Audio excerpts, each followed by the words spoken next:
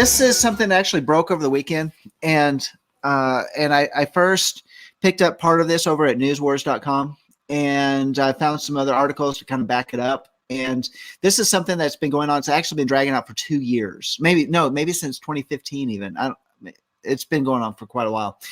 And so the article that I picked up was over at investmentwatchblog.com, and besides the article over at newswars.com, and it's where Planned Parenthood employee admits to trafficking in baby body parts. And I thought this was really serious thing that's going on. I wanted to put it on the table, so we're going to take off our funny hats and put on our serious thinking, because we really need to know what's actually going on in the abortion industry. Some of you may be aware of this, but this has actually come out in the court. They actually have statements made before the court. So these are legal statements that have been put out there. They have admitted in the court of what they're actually doing, what Planned Parenthood is doing, and in the abortion industry. And this involves a gentleman and another lady. I'll have her name in a minute. His name is David DeLayden. And there was a preliminary hearing for pro-life activist David DeLayden that kicked off on Tuesday morning in the San Francisco Superior Court with testimony from an abortion technician, a third trimester abortionist, and a vice president of the National Abortion Federation who testified she doesn't know what a human tissue procurement company is or does. Well, I think she's lying through her teeth on that, and I think that's coming out in the court.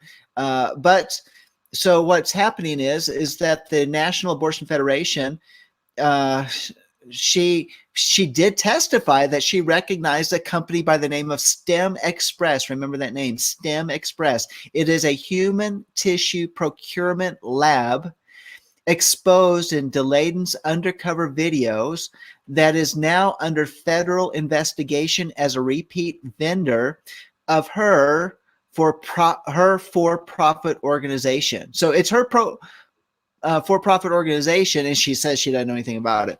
So the NAF is a third-party abortion trade group. And the 9-day hearing is the first time Planned Parenthood leaders and affiliates have publicly gathered and testified in court since DeLayden Center for Medical Progress published 11 undercover videos featuring Planned Parenthood leaders discussing and in some videos displaying the harvesting and selling of aborted fetal organs and tissues. DeLayden and his colleague Sandra Merritt face 14 criminal felony accounts of eavesdropping and 1 count of conspiracy. The case marks the first time charges of eavesdropping have ever been made in California. During this hearing, the judge will determine if there is a probable cause DeLayden and Merritt committed a crime, and if so, will schedule a date for trial. Separately, the hearing for the civil case against DeLayden and Merritt will be held September 30th. So not only are they being charged criminally, they are being sued. Okay, but that doesn't make sense. The crime is the selling of the tissue, but they're going after them, but not the. So it's even more than this. Not the babies. That tissue's wrong. Okay, so going on about this is that it has not been made public until they actually had these videos and they actually put it on YouTube and they got the word out that it had not been made public. But now with court testimony, these things are actually being made known. So now these are being set before the court. So it is part of public record. It can't be say, oh, that's just a conspiracy. That's just they're just making this up, or they just, they kind of set it up to get these people to talk. No, this is now set as testimony before the court. What happened here is, I think you need to read that up there. Go. Planned Parenthood abortion providers appeared under oath in court today and admitted supplying the body parts of children in the womb for the profit brokers. Like STEM Express, DeLayden said Tuesday. Meanwhile, the vice president of the National Abortion Federation denied any knowledge of the gruesome trafficking of fetal body parts, despite hosting STEM Express as a major vendor at the trade shows. Yeah, they have abortion industry trade shows. The first day of testimony confirmed that we have been saying all along this is a biased attack on the First Amendment civil rights and a political prosecution to shield Planned Parenthood from accountability for their crimes against women and children. So let me break it down what's going on here. What they have come out and they have testified before the court is that in Planned Parenthood, they're bringing these women in and they say, we're going to do a certain procedure. But in the middle of that, they actually they'll do a different procedure without the consent of the woman. So part of it is they'll take this baby and they, instead of bringing the baby out with the head first, that's where they do the partial birth abortions, where they'll stick in the instrument and they'll suck out the brain, collapse the skull. They tear the baby apart. And there's other parts where they'll tear the baby apart. But what they want to do is they want to preserve the organs of the baby as well as the tissue as much as they can. I know it's gruesome. This is very gruesome.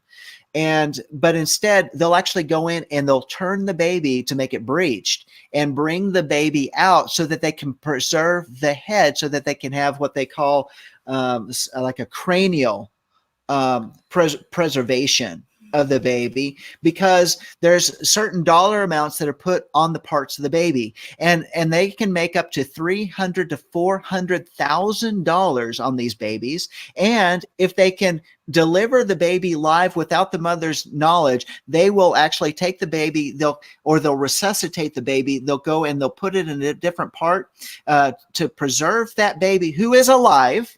This is coming out in the court testimony, and this is what's come out in these hearings. They will preserve it, and they will take those body parts and use those live organs for organ transplants, including heart transplants, that within the same facility, within the same hospital, maybe just 200 or 300 yards away, there's a baby waiting to have a heart transplant, and they're taking the aborted baby's heart and removing it, taking it across the building, and putting it into another baby. To later kill. So they're killing one baby to preserve the life of another baby, because it is just whatever they want to call that horrible baby. It is a horrible, horrible thing. This is coming out. It is in the court testimonies. So what these people are facing is that their undercover work has actually, everything about it, they've been stifled. They've been the court has told them they put a gag order on it where they couldn't talk about it. There's a whole timeline in this article about the different things that they've been facing, including RICO acts, this type of thing. There is a fund set up to help them out, but part of this is that they have been charged with a fine, where the Ninth Court of Appeals has ruled to let stand the $195,000 fine ordered by a federal judge to cover the legal fees and costs of the National Abortion Federation, to cover legal fees and costs for added security due to the video's release. Because of this, because the truth is coming out, now they're afraid that they need to protect themselves, have more security. So they've had extended costs. The court is making these whistleblowers pay the fee, and the Ninth Circuit Court has held that up. There's some other things that are going on. You can follow up on that article over there at what was the name of the place I got this? investmentwatchblog.com. So I wanted to put this on the table. We talk a lot about pro-life issues here, but this is something I wanted to talk about because this is horrific. And there's several more days of hearings going on. They start again today. I think what Tova said, some people would see this as life above all else, but it's obedience above all else. Transplants and stem cell, etc., is denatured tissue in someone else's body. Awful, diabolical, and people accept it. Think about this. This is one of the things they're doing with these aborted babies. They'll take the very skin cells and melt them down, use it as collagen for cosmetics, for putting into women's tissue, their face, whatever, their lips, whatever. To inject that for cosmetic purposes. They use these aborted baby tissues as well as the organs and stuff. So I want to put that on the table. This is more on the kind of the gruesome things of life going on, but we needed to talk about this so people can know what's going on, because we need to be a voice for the unborn. So do you have some other thoughts about it? Mark, what are your thoughts on that? Well, sounds like, well, Well, earlier we were talking about how we let the things of the world and things that are around us influence us on different things. I believe we are in a day when um, Hasatan knows that his days are short, and his big deal is to diminish our or the world's view of things being gruesome like that. And because of um, false news, and because that movies and TV shows and the media um, produce things that don't really happen, or produce documentaries of things that do happen, but they put a different spin on it.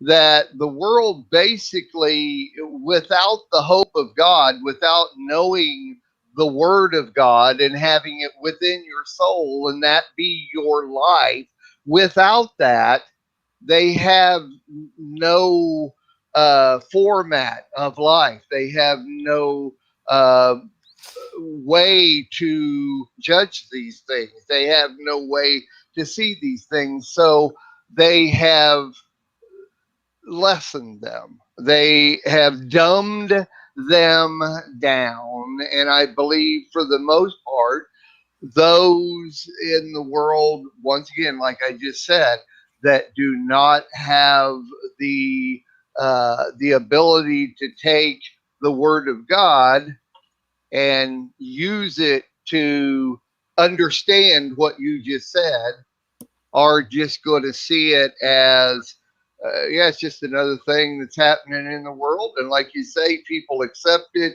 and it's just another thing that's going on.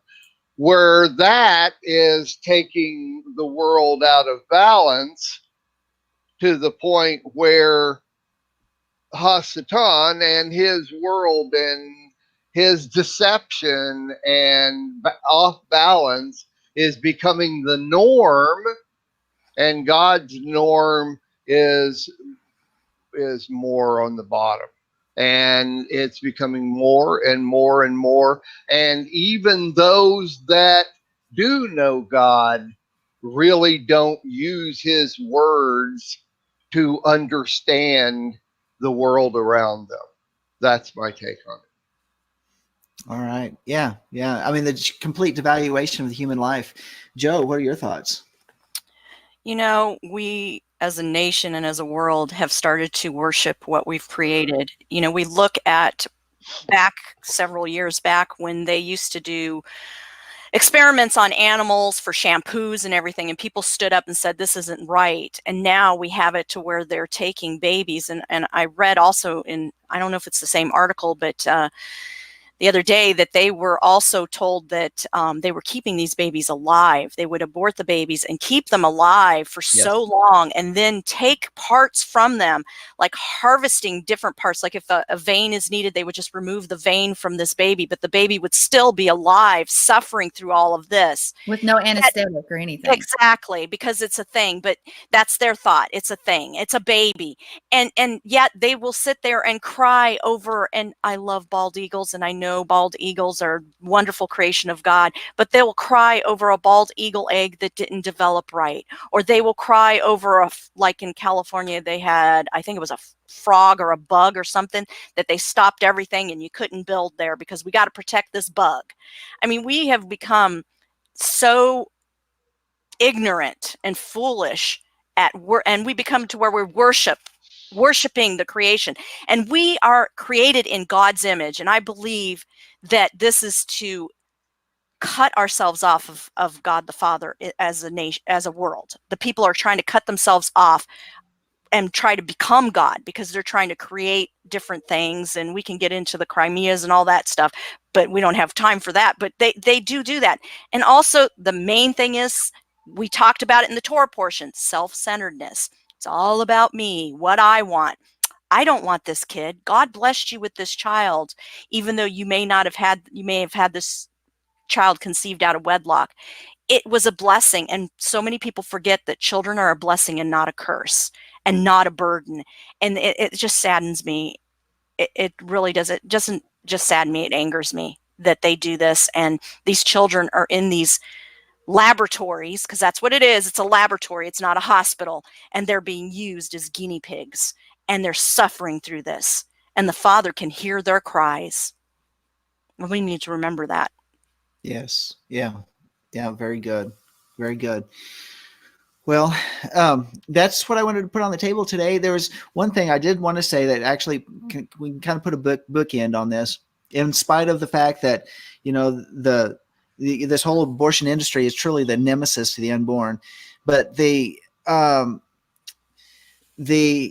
we had a young lady that went on was it a march? Pro-life? It was a walk, pro-life walk here in Amarillo.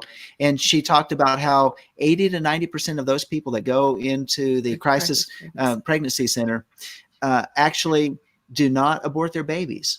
And so the fact of having these crisis pregnancy centers around is preserving life, because they actually tell these young ladies the truth, because honestly, they don't really even know. They've been so educated with the government schools and the media and all of that, that they honestly do not realize what is going on within their bodies when there's a baby in there, as well as let alone what the industry is doing to where they're going to be lying even to them, and what they're doing with those babies if they do go through with the abortion. So